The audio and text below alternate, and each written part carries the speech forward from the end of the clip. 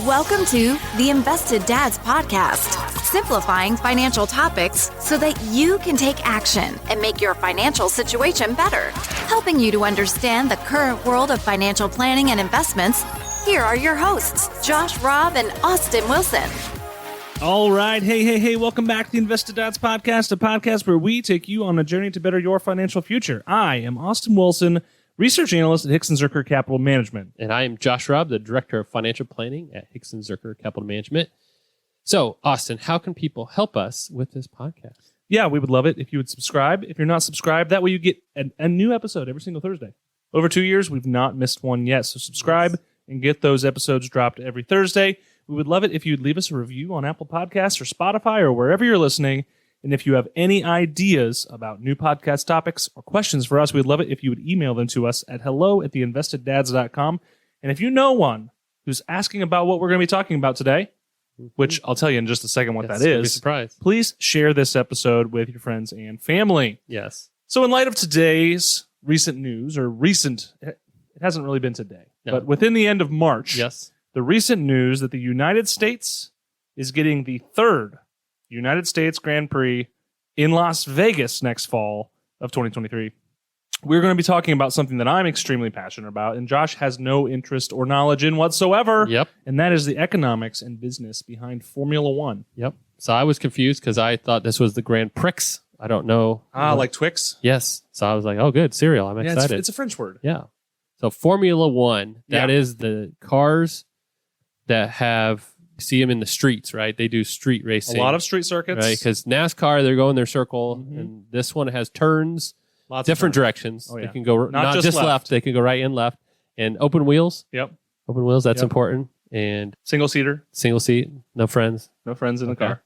And pretty powerful engines. 1,000 horsepower plus. Okay. Wow. So here, let's just break down what F1 is. Okay. Because F1 is the keyboard. Formula the keyboard that's right by Escape. Yeah. Yep. So Formula One, also known as F1. So Wikipedia has actually a really lengthy description of all this. So I have a couple highlights that I thought are good to explain. Were you the author of that one? Yeah, I am. I'll link this in the show notes. But here are some highlights. Formula One, or known as F1, it's the highest class of international racing for open-wheel single-seater Formula racing cars, sanctioned by the Fédération Internationale de l'Automobile, the FIA. It's a French group. Yeah. So it's the French. So the World Drivers' Championship, which became the FIA Formula One World Championship in 1981, has been one of the premier forms of racing around the world since its inaugural season in 1950. The word formula, so in Formula One, in the name, refers to the set of rules which all participants' cars must conform. So a Formula One season consists of a series of races known as Grand Prix for Josh, which take place worldwide on both purpose-built circuits and closed public roads. And that's the street circuits you're talking about. That's the closed public roads, and that's where the Vegas track will take place. Right down in the strip by it'll be the strip. Yeah. And actually in Miami this year, they're doing the first Miami Grand Prix, and it is also a street circuit. Wow. There's a lot of street circuits around the world, the most famous one being in Monaco. And then, or Monte Carlo. And then there are also purpose-built racetracks where they have a lot of races as well. So a purpose-built racetrack, the Indianapolis 500? Yeah. Indianapolis Motor Speedway is a purpose-built racetrack, and actually Formula One used to race there. That's what I thought. Not around in the quad oval, but they actually used part of that and then had a road course in the middle. Oh, interesting. And it is always, that's a soft spot for me because I grew up going to Formula One as a kid. You grew up on Formula? I did. I grew up on Formula at Indianapolis Motor Speedway, and it was incredible. So I hope they come back there one day because the Speedway it's legally qualified. They could race there now. They just are working out the money, I'm sure, at this point. So let's dig into a little bit more about... They pour milk all over themselves? Formula, milk all over. Yeah, it's all over. See that. Really, though, right? When they win, that's just the Indy 500. Indy 500, yeah. Because I always see that. Yep. Well, that's why they call it Formula One. It's all that formula milk. It's formula. So a point system is used at Grand Prix to determine 2 annual world championships, one for the driver and one for the constructor, and each driver must hold a valid what they call a super license, which is the highest class of racing license issued by the FIA. You go to your local DMV to get your super license. Yep. All tracks must be graded 1, which used to be known as A. It's the highest safety rating, really, by the FIA. So that's why not just run-of-the-mill tracks can be raced on. They have to be safety graded and the highest safety. So you said... Because these are the fastest cars, Yeah. they have to have the most safety. Right. So you have a winner that's a driver and a Yep. winner that's the constructor. Correct. Explain that to me. Is So that it goes by points. like Ford or like Honda, or is that what you mean by construct? Like Right. the car Yes, manufacturer? Exactly. Okay. So generally speaking, there are currently 10 teams. Okay. And those 10 teams will then be a constructor. And then each of those 10 teams also has an engine supplier. And we'll get to that later. Mm-hmm. But yes, so the number of points scored for usually 2 drivers for each team Okay. when everyone's healthy. You get 2 drivers for each team has 2 drivers, and the total points scored for the driver will go towards the driver championship, and for both drivers goes towards the constructor Oh, okay. championship. So you want your friend to do well, but just not as well as you. You want Pretty them much. second right behind you. Yeah, that's Okay, right. Gotcha. Yeah. So Formula One cars are the fastest regulated road course racing cars in the world. Yeah, let me see my car. And this is because they allow very high corner speeds Mhm. because of large amounts of aerodynamic downforce, these big wings you Yeah. see on them right now. Fins. So they had major changes in 2017, which made them even faster. They also had major changes now, which we'll talk about later, in 2022, making them actually a little slower, but a little bit better at racing each other closely, Okay. which is pretty cool. These cars are capable of over 200 miles an hour, Wow. which is pretty fast, That seems quick. especially considering they go around corners at 150 sometimes. That's quick. Yeah, absolutely. That's a lot of Yeah. sliding in your seat. That's why they don't have a passenger, because they would bump They would into be them when they sliding. turn. They are Yeah. strapped in really They're closely. Pretty tight. And then electronics are a huge technological factor of Mhm. these. Not even going to get into that, but they are crazy. However, notably, they do not have driver's aids like traction control, launch control, automatic shifting. Those are banned. So if you have 1,000 horsepower at your right foot, which they do, hmm you're controlling that with your right foot and no traction control, which is Wow. crazy. And no Yes. anti-lock brakes. And they don't have any tread on those tires. So like, So that's counterintuitive. So these typically when it's dry, Mhm. these cars run on slicks, which are no grooves they're whatsoever. just smooth tires. And that is actually more traction than you Because would have with they get all grooves. sticky or what? Well, because there's more rubber on the road. So that is why motorcycle racing tires are slicks traditionally in the dry as well.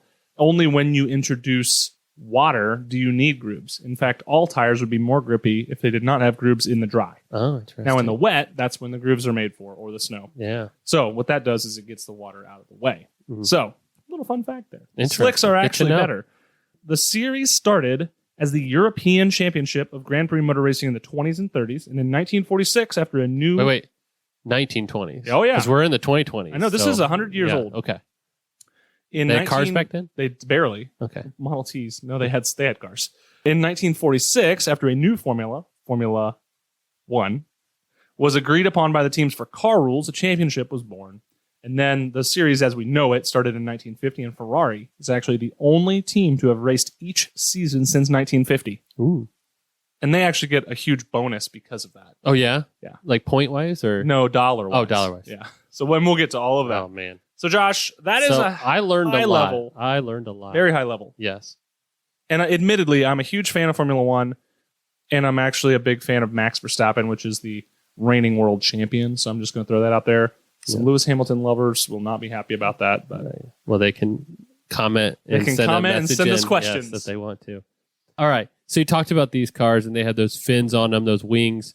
Do you actually know what has 4 wheels and flies? oh man, I do not. A garbage truck. It fly. It has flies. Yes. You're funny. Yes. You're funny. So really, where the nuts and bolts of this episode is going to occur is the economics Yes, of Formula let's One, find this because out. this is actually really fascinating. Yes. So first of all, People pay to watch this. people pay to watch this. I pay to watch this. It's a subscription service now, Oh. actually. It used to not be. It used to be pretty much through TV. Now it's a subscription service like everything, Yes. streaming. Yeah. Is But- that Moss, Media as a Service, Media as it could That's be Moss. coined it. So Trademark, Josh. in 2017, on January 23rd, Liberty Media completed the acquisition of Formula One Group from a private equity firm for $8 billion. So that was all. billion. That was what it took to buy the rights to the series. $8 billion with a B. $8 billion with a B. And now, actually, Formula One, owned by Liberty Media, is a publicly traded company. Oh, wow. So you can own it. You can't. And I at one point, I did. It was kind of fun because I was like invested in something I knew. You were invested in what you're invested in. Exactly. So that was kind of fun. But the average cost of running a team includes designing, building, maintaining cars, paying people, drivers, transporting them. It's approximately quarter billion dollars for a year. So Per year? Per year. So it's been pretty dramatic about the financial and political battles around all this money. So it's a big money business. Last year, there was a blog on the economics of Formula One on the financialpandora.com, and I'll link that in the show notes. There were some staggering figures. Firstly, the article is focusing on how team economic works, not necessarily how Liberty Media earns their money, but this is how the team economics work here. But in general, keep in mind, each team operates like a business. It is a business. Mm-hmm. Bring in revenue. Yep. You pay expenses, and you make profit Yep. if there's anything left over, right? Profit's good. Yep. So that is exactly what we are going to look into. So let's look at revenue So again, first. this is not the owner, No. F1 owner, This is the Liberty Media. teams. This is just the teams and their revenue Yep. and profits and expenses. Okay. I'm So, excited. Yes. So let's talk about revenue first. So the money coming in first. First of all, you do get, each team gets money, gets revenue from F1 corporate, so from Liberty Media. Yep. And those are in the forms of a handful of different things we're going to talk about. Number one, C1 payments, which is the first guaranteed payment known as a C1 payment. These are paid to all F1 teams which have competed in the championship for the past 2 years. Okay. So really, there's only been... So me getting into this right now, you would have to wait a couple I have years. to wait a couple of years. That before I is get there. $36 million that F1 gives each team to be in the championship if they've been there Mhm. for more than 2 years. And as of right now, all companies or all teams have been in for more than Okay. 2 years. Okay? Nobody knew. So then there could be prize money is level 2. Yeah. Prize money is, pretty substantial. And that is Constructors' Championship prize money, which is distributed according to the team standings at the end of competition. Back in 2019, Mercedes finished first, and as a result, they took home $61 million. Wow. Ferrari was second; they got $52 million, and Red Bull was third at $41 million. Williams, which is a British team, a long-storied British team, they stood last and therefore only took home $13 million. Not enough to run an F1 racing team. So they get 36 plus the 13. Okay. 49. Yep. So then you got heritage payments, which is Ooh. kind of what I alluded to. Yeah. So heritage payments are about long-standing teams in Formula One. Ferrari specifically, because they've been in Formula One the entire time, they make the largest team. They make the largest heritage team, and that was $68 million in 2019. That is a lot. Williams also gets one, but they get a much lower sum at about $10 million per Okay. year because they've been in it for a long time, but not near as long as Ferrari. Is that something that if these, so you mentioned, Mercedes. Yeah. If they stay long enough, they'll qualify for a heritage payment? That's a good question. They just kind of got back in within the last 15 years. Okay. So they have a while to go. So they have a while to go, I would imagine, on that. Next up, you have the CCB bonus, which 4 teams receive, and that's the Constructors' Championship bonus. And recently, those have been Red Bull, Mercedes, Ferrari, and McLaren. They're not always equal, with the top performing and winning teams receiving a bit more than other teams. But this has been given because these teams have won the most championships in the most recent history of years. And then there's some other payments that go out as well. And that is really talking about independent contracts that are signed. If they do what they say they're going to do, they will often do that. So a couple other things like Red Bull received some big money from that. Mercedes received some big money for that. And those are some of the bigger teams right now. So that's level 1. That's money that's coming all from F1 corporate to Right. the teams. Yep. And that can add up. Just being in the league, doing well, Yep. that's what you get. Okay. So then there's sponsorships, Mhm. because if you look at these race cars, they're plastered with names of It companies. can't be aerodynamic. Well, The actually, stickers. the stickers they add weight. Oh. So a lot That's a good thing. a lot of teams this year, because specifically in 2022, the car weight limits. You want to be as close to the weight limit as you want as low of weight as possible, but it's really hard to make these cars down to that limit. These teams are often running bare-looking cars in certain areas with not a lot of color on them because it saves weight. Oh, wow. It's very interesting.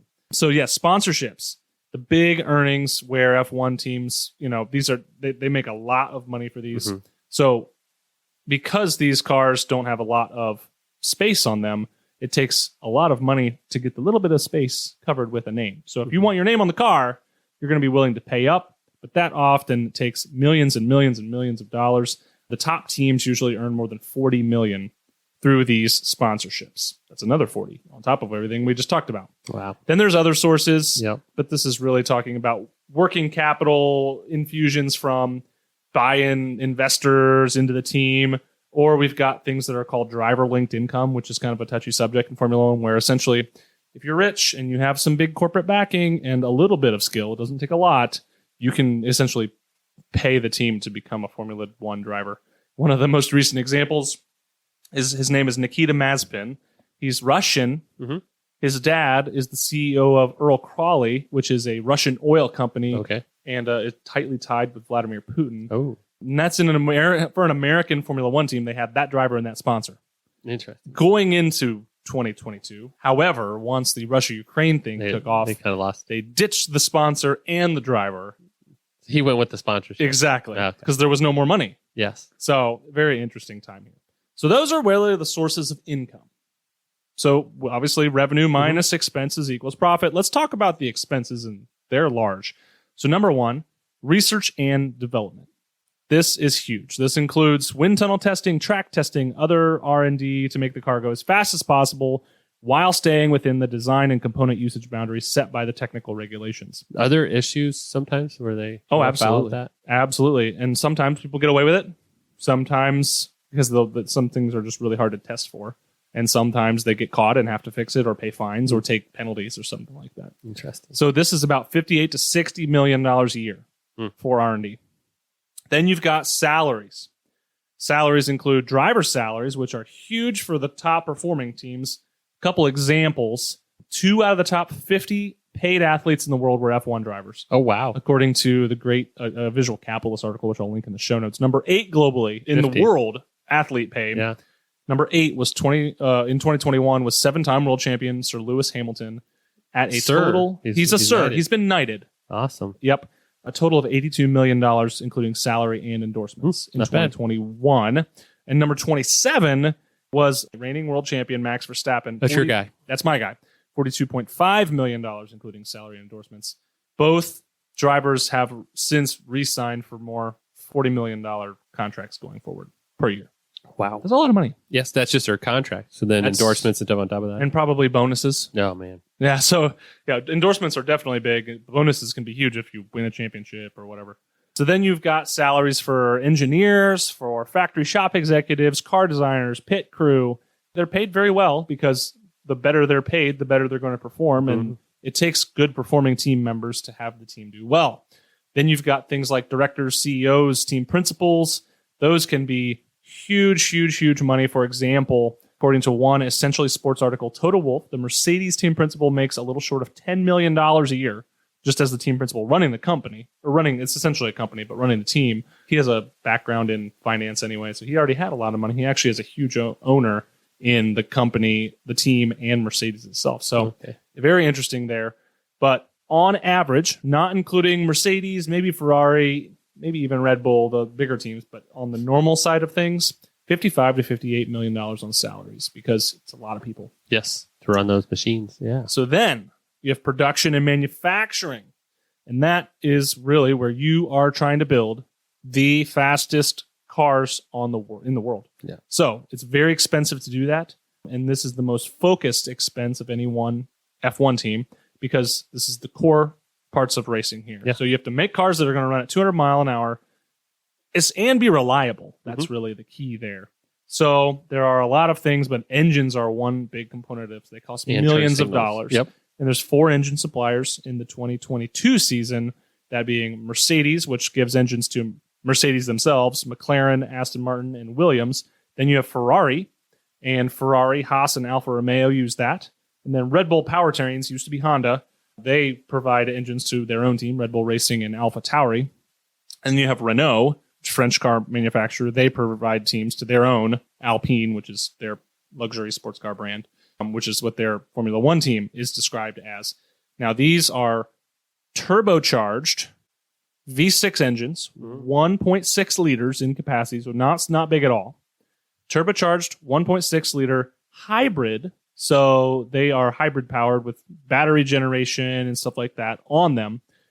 These total 1.6 liter V6 turbo hybrids make well over 1,000 horsepower. Wow. Which is crazy. And now they're hybrid. What was the reason for that? Is that required? Or? It is required by the rules as of 2017. And what happened is, first of all, there's this huge push towards green energy, towards efficiency, moving away from fossil fuels. Well, a gas engine is essential to the essence of what Formula One is. It's part of the sound and the feel and the vibes. But Formula One, they wanted to make it so that they have the most advanced and efficient internal combustion engines in the world. And they are. And in fact, they just went to a new fuel type, which is way more ethanol component than you have in normal road fuel. Yeah, and they're still getting 1,000 horsepower out of these cars with that. So it's pretty cool that you're able to continue to use internal combustion engines and have crazy performance on top of it and try and be relevant in 2022. And then the supplier, if you're giving your engine to these other teams, so for example, Mercedes, the scrap McLaren, ones that you have in the back of the they shed. all get the same exact ones. Okay. They all get the same exact engine modes. They all get the same treatment and everything on that. Part of the rules here, and then you get paid as the provider for that. That's another way to bring in revenue. So for Mercedes, they get revenue from McLaren, Aston Martin, and Williams for supplying engines to them, which is crazy. Whew! So that is insane. So then you think about things like repairs. Repairs are huge. Yeah. So these cars cost multiple $1 million each. Yep. The engines are like $5 million. Oh, wow. Each alone. So if you crash and ruin your car, you're out. Your team is out millions of dollars. Couple that with the fact that there are new cost caps being enacted and tapered into reality over the next handful of years, and you run into a tight budget in general.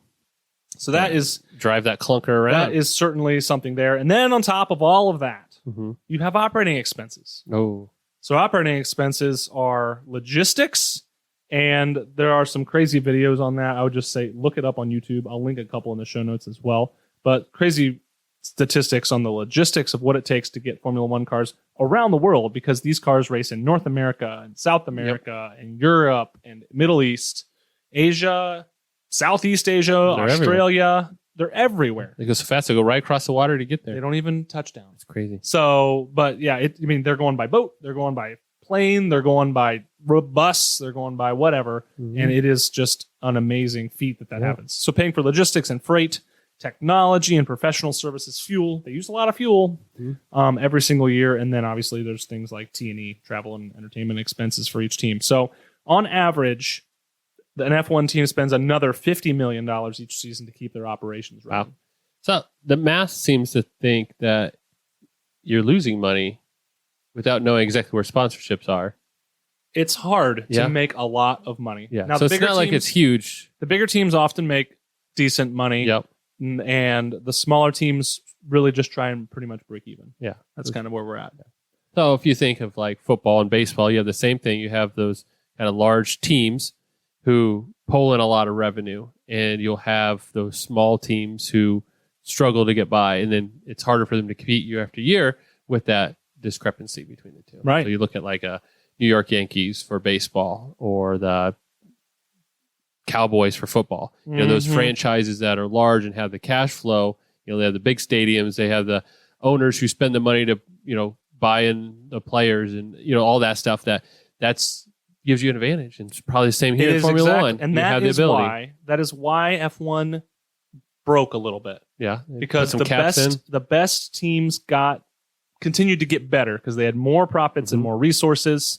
And there really weren't such things as tight cost caps and stuff like that. So they could just get better and better. And then the gap grew more and more and more. In fact, F1 viewership. So according to a great blog from Max Park, and I'll link that in the show notes as well, F1 viewership had been declining for many years as the narrative of the sport had become boring and predictable. Before 2021, so Max Verstappen won with Red Bull in 2021, Lewis Hamilton and his team Mercedes had won 4 world titles in a row. Oh, wow. And that is kind of boring to watch. That's probably why he got knighted there. Exactly.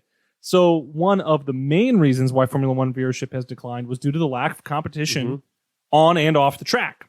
So the battle between the top 3 drivers at Mercedes, Ferrari, Red Bull, it's exciting, but at that point it wasn't enough to attract new fans because Mercedes was pretty much running away with it. So then more statistics on this Mercedes dominance. In the 5 years since Formula One introduced its hybrid engine formula, Mercedes has won every championship. Oh, wow. All of them. All of them. So Lewis Hamilton dominated this era, winning 81 races between 2014 and 2021. 81. Given that 160 races took place during that time, the Mercedes driver had won a total of 50.6% of races. One driver, one team, and that's not even including his teammate because his teammate won some too. One driver on one team won over half the races. And he's pretty good. He's really great. Yeah. Absolutely. Does he have like a really fast reaction time? I feel like Formula One drivers are known for their quick reflexes. Yes, absolutely. Absolutely one of the reasons. He's just a great driver. But one of the best of all time. How old is he? In his mid-30s. Really? Okay. Yeah. Wow. Because you look at this career and he's you're like 36. Man, wow. Yep. So that is where that is. Mercedes' dominance is such that even when other teams such as Ferrari and Red Bull produce competitive cars, like in 2019 with Ferrari, 2021 with Red Bull, both Hamilton and his former teammate, Valtteri Bottas, they continued to outscore the competition by over 100 points, which meant that the team championship was in theirs and they got more bonus money as a team because of it. Yep.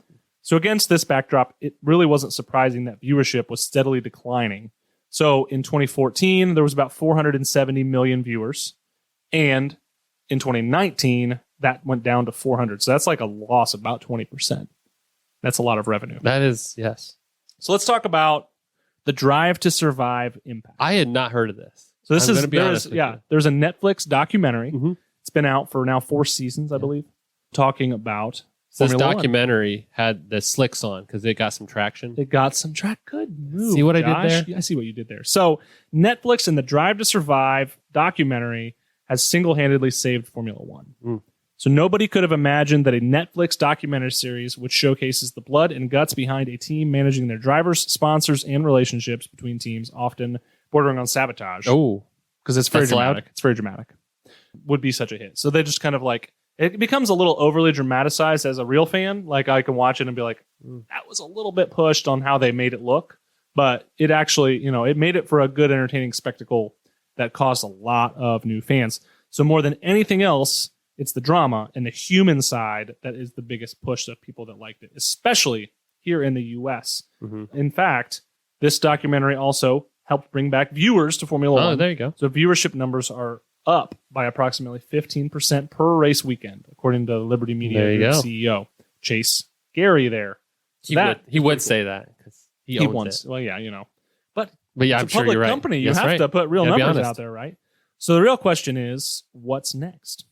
So there's new cars, new rules this year. They're designed to be able to race closer than ever, and it's already provided some fantastic early season racing in the form of defending champ Max Verstappen and his Red Bull battling Charles Leclerc and his Ferrari constantly. Fantastic racing. They're side by side. They're going at it every single race. And there are new team budget caps that really exclude driver salary. So you're paying whatever you want. You're paying whatever you want for the drivers, and then the team budget caps are having to tier their way down to over the next handful of years. So does that include paying all the other people though? Yes. So all your guys that do all the hard work before you drive, They're capped. But the driver, do whatever you want. Exactly. Mm-hmm. But this is really an effort to make all the teams on a more of a level playing field over time. Now, you couldn't just do it overnight, so they're phasing some of the top teams down. But what this is going to do is it's going to make F1 continue to grow and become more popular, especially here in the U.S., and that is what made it evident by the U.S. hosting 2 races this year in 2022, up from 1 for the last handful of years. So Miami was added this year, and then 3 next year. Where was the one? Las Vegas. Usually? Austin, was it always in the same spot? Austin, Texas. For the last, since like 2017 or something like that. Same spot. And then now we'll have Miami in addition to Texas. And then next year we get Vegas as well. Oh, wow. And like other countries don't have multiple Grand Prix. But we're a lot bigger. Yeah. We're a lot bigger of a country. And the best. Yeah. There's more people. And we're the best. Yeah, of course. A lot more people, a lot more money. So this is something that Liberty Media in a new market, I would say, right? Yes. So same as when you look at football, they started playing a couple games over in Europe. It wasn't for any other reason than it's an untapped market that you could get people interested in it. Makes sense. Good. So because I'm a nerd, I want to talk about some ways you could invest in Formula One, because you can, surprisingly. Yes. It's not thought to be super American. However, an American company now owns it. But some ways that you could get pretty direct exposure to Formula One and its success are through, Netflix stock, because Drive to Survive has been huge for Netflix, and Netflix Drive to Survive has been huge for Formula One. So that's one way to play it. That's ticker NFLX. Another one is Liberty Media Corp Formula One, which is ticker FWONK. Mr. Formula Chance. One. Close enough. I mean, they're pretty close. Probably couldn't get it the other way. Couldn't get Vroom. Ooh, That's what I would have. If I was the, it is. Here's a good one for you, Josh. You could Yes, I invest saw in this one. Ferrari. Yes. Ticker Yeah. What we got? RACE.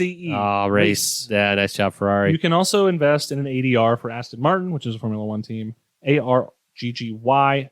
These are not recommendations. I'm not saying to invest in these, but these are ways to get some exposure. If it's something that you're extremely passionate about, you certainly can. But Josh, the question, as it always is should you invest in Formula One adjacent companies? Geez, that just depends, you know. Oh, Austin? Man. Shocker. Yeah, right. It really does it fit with your plan? Like we always talk about, because what you mentioned were all stocks. Those are all ownership in companies. We've talked about what stocks are. And so do you have the risk tolerance to own that? Does having too much exposure to one industry, what if the viewership goes back down? What if the Netflix series wanes and people stop paying attention? So yes, should you? I don't know. You should ask your advisor and you should see if it fits in your plan. And so, chances are, again, if you have a diversified portfolio and you are in the stock market, you may own a little bit of this in some way or another. Netflix being one that is probably held in most of the diversified S&P type structures. And so if you're globally diversified, you may have some exposure to this in one way or another. And as always, check out our free gift to you. It's a brief list of 8 principles of timeless investing. These are overarching investment themes meant to keep you on track to meet your long-term goals. Formula One racing, while super fun to watch, is not a part of our 8 principles of timeless investing. So enjoy it at your leisure. It's free on our website. And thank you for being here this week. Super fun. Josh, I learned a lot for going along with me on this one. I had to put excited. a lot. There's a lot of numbers and stocks to it here. And you didn't once mention Lightning McQueen. So nope. No, I did not. So until next Thursday, have a great week. All right. Talk to you later. Bye.